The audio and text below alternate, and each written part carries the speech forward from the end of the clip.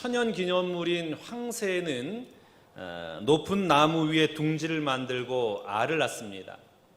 그리고 이 알이 부화가 되면은 어미 황새는 새끼 황새를 끔찍히도 사랑하고 잘 이렇게 기르는데 먹이를 입으로 구해서 아이들에게 먹이고 아주 사랑으로 잘 기릅니다.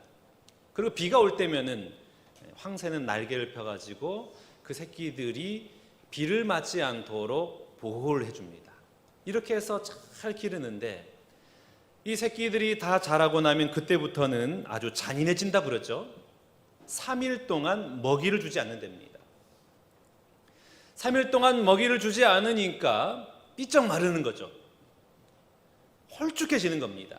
그러면 이때다 싶어가지고 둥지를 헐어버리고 새끼를 높은 나무에서 떨어뜨립니다. 새끼 입장에서는 둥지가 어지럽혀지고 자기가 낭떠러지로 떨어지니까 아이고야 이제 죽었구나, 이제 끝났구나 이렇게 생각할 수가 있습니다만은 결국에는 자신에게 있는 날개는 이게 날기 위해서 날개가 있는 것이구나라는 것을 깨닫게 되는 것이죠. 계속되는 떨어짐 가운데 생사의 경계선 가운데 결국 새끼 황새는 날개를 펼치고 하늘 높이 날아오르게 되는 것이죠. 성경의 인물을 보면은 이 낭떠러지에 떨어지면서 날개가 있음을 확인한 사람들을 우리가 많이 볼 수가 있습니다. 요셉은 감옥에 가는 것 같았는데 알고 보니까 하나님이 동행하심으로 꿈을 해몽할 수 있는 날개를 주신 것을 깨닫습니다. 그리고 꿈을 잘 해몽하여서 애굽에서 국무총리로 날아오르는 그런 은혜를 경험하게 됩니다. 바울은 가시가 있었습니다. 하나님 제발 이 가시 좀 제 육체 가운데 뽑아 주십시오. 제거해 주십시오. 하나님 앞에 3번이나 병을 고쳐달라고 기도했지만 그때마다 우리 하나님은 이렇게 말씀을 하셨습니다. 고린도후서 12장 9절 말씀 한번 봐볼까요? 나에게 이르시기를 내 은혜가 네게 족하도다. 이는 내 능력이 약한 데서 온전하여짐이라 하신지라. 그러므로 도리어 크게 기뻐함으로 나의 여러 약한 것들에 대하여 자랑하리니 이는 그리스도의 능력이 내게 머물게 하려 함이라. 아멘. 바울은 평생 동안 가시를 가지고 살았습니다. 가시 때문에 힘들었어요. 고통이 많았어요. 그런데 이 가시, 낭떠러지와 같은 인생을 살아가는 이 가시 때문에 하나님의 능력을 경험할 수 있는 믿음의 날개를 펼 수가 있었다라는 것입니다. 오늘 본문 말씀에도 보면 낭떠러지 인생 한 명을 우리가 만나게 됩니다. 하나님께서는 아브라함을 선택하시고 아브라함에게 복을 주시면서 이렇게 말씀하시죠. 하늘의 별과 같이 바다의 모래알과 같이 너의 자손들을 번성케 하리라. 이 하나님의 말씀대로 아브라함이 이삭을 낳고 이삭이 야곱을 낳고 야곱의 가족이 70인이 되어서 애굽으로 들어갑니다. 애굽으로 들어가서 400년 만에 히브리 민족이 200만 명으로 기하급수적인 인구 증가를 하게 됩니다. 그런데 이 히브리 민족의 인구가 증가함에 따라서 애굽 사람들이 걱정하고 근심하게 됩니다. 그 이유는 무엇이냐? 이들이 우리를 지배하면 어떻게 하나라는 염려. 다른 민족이 애굽을 쳐들어올 때에 그때 틈타서 이스라엘 백성들이 그들과 합세해서 우리를 침범하고 우리를 무너뜨리는 적이 될지도 모른다라는 그런 불안이 있었습니다. 그래서 이 애굽왕 바로가 대책을 세웠는데 그 대책이 인구 억제 정책이었습니다. 바로가 명령을 내리기를 아들을 낳으면 다 죽여라. 그리고 남녀가 같이 시간을 보내지 못하도록 노역을 더 세게 내리고 힘든 중노동을 주어서 그들로 하여금 정신을 못 차리게 해라. 그리고 그때부터 애굽 사람들이 히브리 민족을 학대하기 시작했습니다. 출애굽기 1장 22절 말씀 봐볼까요? 그러므로 바로가 그의 모든 백성에게 명령하여 이르되 아들이 태어나거든 너희는 그를 나일강에 던지고 딸이거든 살려두라 하였더라. 아들이면 다 죽여라. 그러니까 여러분 이 시대에 임신한 여인들이 어떻게 기도하겠습니까? 하나님 제 뱃속에 있는 아이는 딸이길 원합니다. 제발 딸을 주십시오. 이러한 상황 속에서 태어난 사람이 바로 모세입니다. 그러니까 모세는 태어나자마자 낭떠러지 인생이었던 것입니다. 죽음의 낭떠러지에서 떨어질 수밖에 없는 기구한 운명을 타고 태어난 인물이 바로 모세였던 것이죠. 자, 오늘 보면 2절 말씀 봐볼까요? 그 여자가 임신하여 아들을 낳으니 그가 잘생긴 것을 보고 석 달 동안 그를 숨겼더라. 모세가 태어났는데 그의 부모님은 모세를 죽이지 않습니다. 왜 죽이지 않았습니까? 그 이유를 뭐라고 기록하고 있습니까? 그가 잘생겼더라. 부모 눈에 못생긴 아이가 어디 있겠어요? 자식은 다 잘생겨 보이는 거예요. 이미 벌써 내 아들은 연예인이 될 상이구나, 미스 코리아 될 상이구나, 이미 다 보고 있는 거예요. 핏덩이에 불과하지만 부모는 다 그런 것 아니겠습니까? 잘생겼더라. 그런데 이 잘생겼다라는 의미를 성경에서는 이렇게 해석을 하고 있습니다. 히브리서 11장 23절 말씀 한번 봐볼까요? 믿음으로 모세가 낳았을 때 그 부모가 아름다운 아이임을 보고 석 달 동안 숨겨 왕의 명령을 무서워하지 아니하였더라. 아름답다. 그냥 잘생긴 것이 아니라 아름다웠다랍니다. 아름다운 것은 도대체 어떤 의미인가? 어떻게 생겼길래 아름답다라고 성경은 기록하고 있을까? 이 아름다움은 어떤 아름다움일까요? 성경에서 이렇게 설명하고 있어요. 사도행전 7장 20절입니다. 그때 모세가 낳았는데 하나님 보시기에 아름다운지라 그의 아버지의 집에서 석 달 동안 길리더라. 그러니까 이 아름다움은 어떤 아름다움입니까? 그냥 외향적으로 외모가 잘생긴 정도가 아니라 하나님 보시기에 아름다웠더라라는 것입니다. 그런데 이 아름답다라는 단어를 히브리어로 토브라고 그래요. 토브. 언제 들어본 적 없으세요? 하나님께서 태초에 천지를 창조하시고 그 온 우주만을 바라보시며 보시기에 좋았더라. 이게 바로 토브입니다. 보시기에 좋았더라. 토브. 그러니까 모세가 아름답다라는 의미는 하나님이 태초에 천지를 창조하시고 보시기에 좋았더라 했던 그 마음, 동일한 마음이 바로 모세에게 흘러 들어간 것입니다. 토브라는 단어는 어떤 의미냐? 하나님의 목적을 감당하기에 적합하다라는 뜻이에요. 그러니까 이 모세의 부모는 모세를 보고 우리 아들은 하나님의 목적을 수행하기 위해서 이 땅에 태어난 존재임을 깨달은 것입니다. 이 아이는 죽어서는 안 될 존재다. 왜냐하면 이 땅 가운데 하나님의 원대한 목적을 수행해 나가는 하나님의 위대한 일꾼이 될 것이기 때문이다라는 이 확신을 가지고 모세를 숨기고 모세를 죽이지 않은 것입니다. 그래서 성경은 이 모세의 부모를 믿음의 부모였다라고 기록하고 있는데 히브리서 11장 23절에 이렇게 기록하고 있습니다. 믿음으로 모세가 낳았을 때에 그 부모가 아름다운 아이임을 보고 석 달 동안 숨겨 왕의 명령을 무서워하지 아니하였더라. 믿음으로 모세를 낳았대요. 믿음으로요. 그런데 그 믿음의 정의를 성경은 기록하고 있습니다. 좋은 믿음이란 뭐냐? 좋은 믿음이란 바로의 법령과 권세를 두려워하지 않았대요. 믿음은 무엇입니까?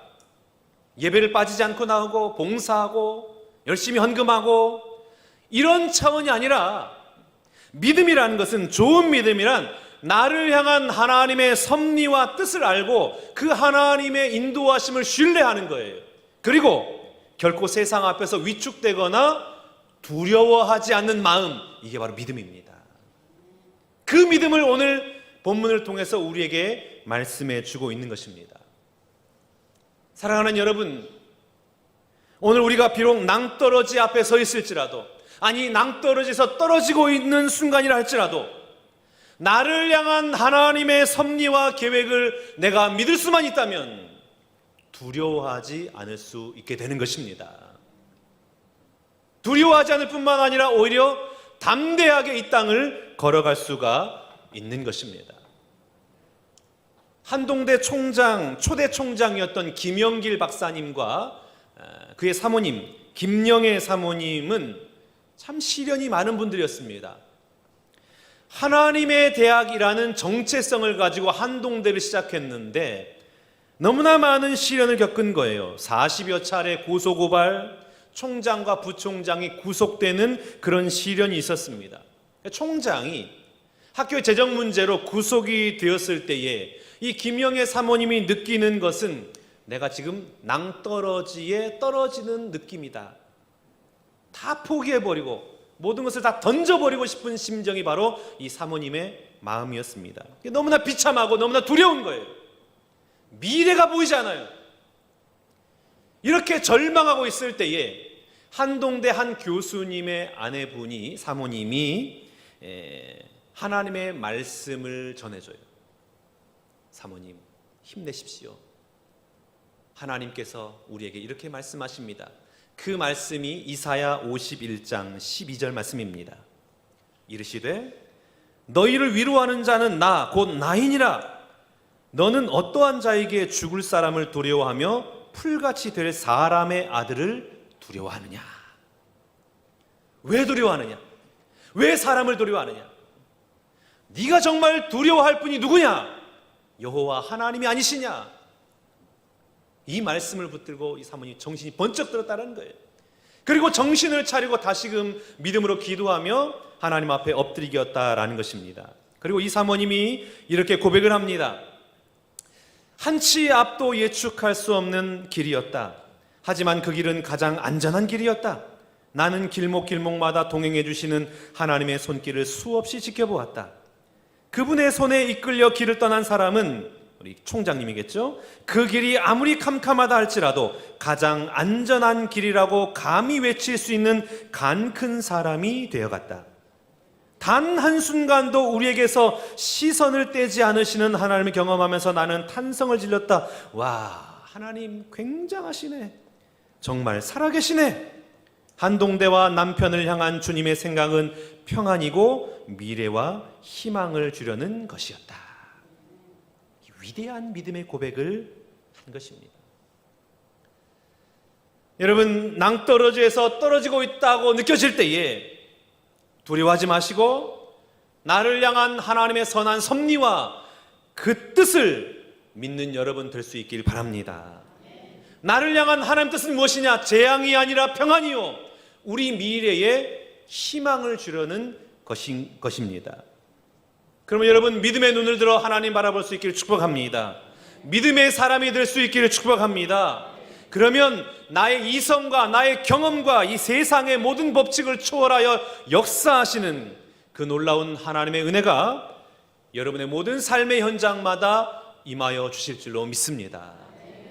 3절 말씀 한번 봐볼까요? 더 숨길 수 없게 되매 그를 위하여 갈대 상자를 가져다가 역청과 나무진을 칠하고 아기를 거기 담아 나일강가 갈대 사이에 두었더라. 모세의 부모는 아이를 최선을 다해서 숨겨보았습니다만 석 달 이상을 숨길 수가 없었습니다. 그래서 갈대 상자를 만들고 이 갈대 상자 안에 모세를 넣고 갈대 상자를 나일강으로 던집니다. 나일강으로 갈대 상자를 던진 이후에 모세의 부모가 무엇하였을까요? 모세의 부모는 믿음의 사람이라 그랬잖아요. 기도하지 않았겠습니까? 비록 성경에는 기록되어 있지 않지만 아마 기도했을 겁니다. 하나님 도와주옵소서. 하나님 우리 아이 살려주옵소서. 하나님께서 저 아이의 앞길을 책임져 주실 줄로 믿습니다. 하나님 앞에 저 아이를 맡겨드리오니 하나님 선하게 인도하여 주옵소서. 이렇게 기도하지 않았겠습니까? 믿음으로 갈대의 상자를 나일강에 던졌을 때에 하나님의 위대한 간섭이 비로소 시작이 됩니다. 갈대 상자가 놓이는 그 정확한 시간에 누가 찾아옵니까? 바로 왕의 딸 공주가 나일강에 목욕을 하러 찾아오는 겁니다. 너무 빨리 와도 안 되고 너무 늦게 와도 이 갈대 상자를 볼 수가 없는 것입니다. 그런데 그 정확한 시간에 맞춰서 나일강가 그 장소에 바로의 공주가 나타난 것입니다. 우연인가요? 우리가 어떻게 이것을 우연이라고 말할 수가 있겠습니까? 할 일도 많고 볼 것도 너무나 많은데 하필 공주의 눈이 갈대 상자를 본 것이에요. 자, 6절 말씀 한번 봐보겠습니다. 6절에서 이렇게 기록하고 있죠. 열고 그 아이를 보니 아이가 우는지라 그가 불쌍히 여겨 이르되 이는 히브리 사람의 아기로다. 공주가 갈대 상자 안에 있는 아이를 봤더니 히브리 사람이구나라는 것을 금방 알아차린 겁니다. 어떻게 공주는 이 아이가 히브리 사람의 아이인 것을 알아차릴 수 있었을까요? 히브리 사람들의 아이들은 난 지 8일 만에 할례를 받습니다. 그리고 애굽 사람들의 자녀들은 14세가 되어야 할례를 받았어요. 그러니까 이 갈대 상자 안에 있는 이 갓난 아이는 이미 할례를 받았으니까 누구 아이다? 히브리 아이구나. 공주가 히브리 아이인 것을 알아차린 것, 이것은 이 아이에게 기회일까요? 아니면 위기일까요? 위기죠. 왜 위기입니까? 자기 아버지가 모든 남자아이는 다 죽여라 라고 했잖아요.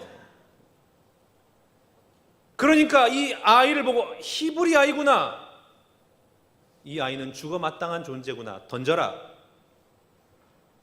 너무나 불쌍해요. 아기가 너무나 이뻐요. 너무나 잘생겼어요. 그런데 어떻게 해요?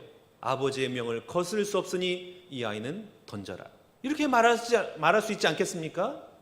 그런데 놀랍게도 성경은 공주가 이 아이를 불쌍히 여겼더라 라고 기록하고 있습니다. 불쌍히 여겼대요. 여러분, 어찌 우리가 이 사건을 우연이다라고 말할 수 있겠습니까? 세상에 많은 사람들은 우연한 일들이 많이 발생한다고 말합니다. 그러나 이 세상에 일어나는 일들은 단 하나도 우연의 사건 없습니다. 하나님의 섭리요, 하나님의 인도하심입니다. 이 광경을 누가 바라보고 있어요? 그의 누이가 바라보고 있는, 누나가. 그리고 공주에게 달려가가지고 제가 이 아이 젖먹일 수 있는 유모를 구해드릴까요? 전혀 얼굴도 모르는 이상한 아이가 와가지고 아이의 젖먹일 수 있는 유모를 구해준다고 말합니다. 그러면 어떻게 해야 되겠어요? 참 희한한 아이네, 저리 가라, 물리칠 수 있잖아요. 그런데 이 공주가 불쌍히 여기는 마음과 더불어 그 소녀의 이야기를 듣고, 그래? 그러면 유모를 한번 데려와 봐라, 이렇게 수락을 하는 거예요. 하나님이 감동하시지 않고서 어떻게 이런 역사가 나타날 수가 있겠습니까? 모세의 어머니는 어땠을까요? 갈대 상자를 바라보며 우리 아이가 어떻게 될까 가슴 졸이며 있었는데, 그런데 그 갈대 상자의 나일강에 던진 그 아이가 자신의 품으로 돌아와서 자기가 품에 안고 기를 수 있는, 그냥 기르는 것이 아니라 매일매일 통장에 월급이 들어오는 그런 놀라운 은혜를 경험하지 않습니까? 은혜인 거예요. 이 놀라운 사건을 통해서 우리는 여러 부류의 사람을 보게 되죠. 이 모세의 부모는 믿음의 사람이었어요. 모세의 부모의 믿음이 없었더라면 모세가 살 수 있었을까요? 바로 왕의 딸인 공주는 이상하게도 사랑이 많았습니다. 긍휼이 있었습니다. 자비가 있었습니다. 이 공주의 자비와 긍휼이 없었으면 모세가 살 수 있었을까요? 이 모세의 누이는 용기가 있었습니다. 지혜가 있었습니다. 그의 용기와 지혜가 없었으면 모세가 어머니 품 안에서 자랄 수 있었을까요? 위대한 인물들이죠. 그런데 여러분, 오늘 본문을 자세히 보면 한 가지 놀라운 사실을 발견합니다. 그것은 무엇이냐? 등장하는 인물의 이름이 단 한 명도 없어요. 모세의 부모님의 이름도, 그 유명한 공주의 이름도, 모세의 누나의 이름도 기록되어 있지 않습니다. 왜 기록하지 않았을까요? 이 엄청난 구원 역사의 주인공이 누구라는 겁니까? 하나님이라는 거예요. 전능하신 하나님이 구원할 계획을 세우시고 구체적으로 역사하시고 빈틈없이 이루어 나가시는 분, 그분이 바로 하나님이심을 강조하기 위해서 모든 인간의 이름을 다 빼버린 것입니다. 기독교 영성학자 브레넌 매닝은 그의 책 슐레, 하나님께로 가는 거침없는 믿음의 길에서 이렇게 말을 합니다.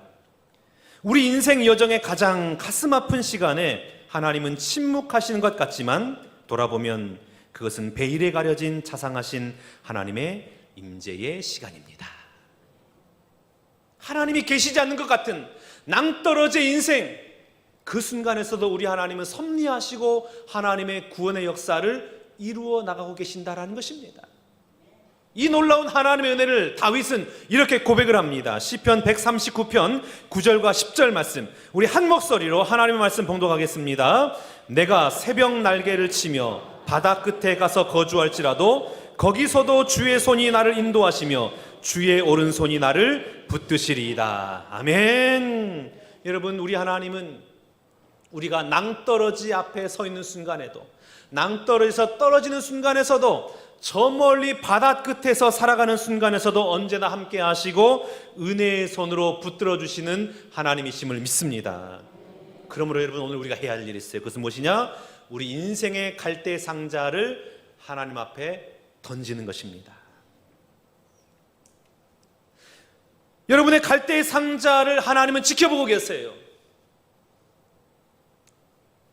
넘실대는 나일 강물 파도 속에서 행여나 갈대 상자가 삼켜지진 않을까? 내 인생이 뒤집혀지지 않을까? 이러다가 잘못되진 않을까? 그런 염려와 걱정으로 혹시 이 자리에 함께하는 분이 계시더라면 믿음으로 갈대 상자를 던지시길 바랍니다. 그러면 우리 하나님이 반드시 그 갈대 상자를 건져 주실 줄로 믿습니다.